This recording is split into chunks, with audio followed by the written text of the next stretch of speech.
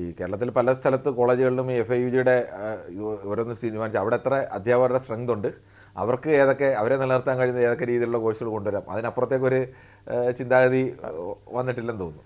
നമ്മൾ കുറേ കൂടിയൊക്കെ ഓപ്പൺ അപ്പ് ആവണം എന്നുള്ളത് അഭിപ്രായക്കാരാണ് ഞാൻ. ഒന്ന്, നമുക്ക് വിദ്യാഭ്യാസ സ്ഥാപനങ്ങൾക്ക് പരമാവധി അക്കാഡമിക് ഓട്ടോണമി ഉണ്ടാവണം.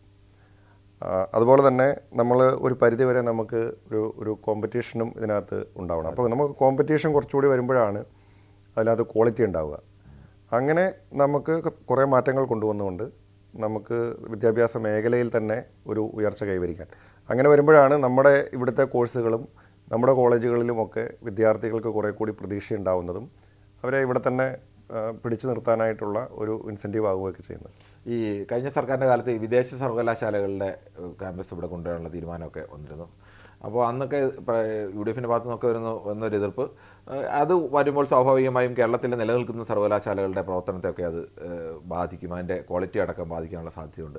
എന്താണ് അക്കാര്യത്തിലൊരു നിലപാട്? അല്ല, നമ്മൾ ഇന്നൊരു ഗ്ലോബൽ വേൾഡിലാണ് നമ്മൾ ജീവിക്കുന്നത്. നമുക്കിപ്പോൾ കേരളം മാത്രം ഐസൊലേറ്റഡ് ആയിട്ട് അല്ലെങ്കിൽ ഇന്ത്യ മാത്രം ഐസൊലേറ്റഡ് ആയിട്ട് നമുക്ക് നിലനിൽക്കാൻ സാധിക്കില്ല.